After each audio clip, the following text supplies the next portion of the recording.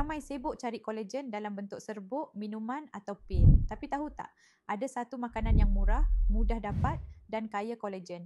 Tapi ramai tak tahu, makanan kolagen nombor 1, kaki ayam. Ya betul tu, kaki ayam. Makanan ni kaya dengan kolagen semula jadi, terutama jenis type 1 dan type 2. Yang penting untuk kesihatan kulit, sendi dan rambut. Kajian menunjukkan bahawa kaki ayam mengandungi kolagen yang tinggi, menjadikannya pilihan terbaik untuk meningkatkan pengambilan kolagen secara semula jadi. Kenapa kaki ayam hebat untuk kolagen? Kaya dengan kolagen semula jadi. Kaki ayam mengandungi kolagen yang tinggi yang membantu meningkatkan keanjalan kulit dan kesihatan sendi.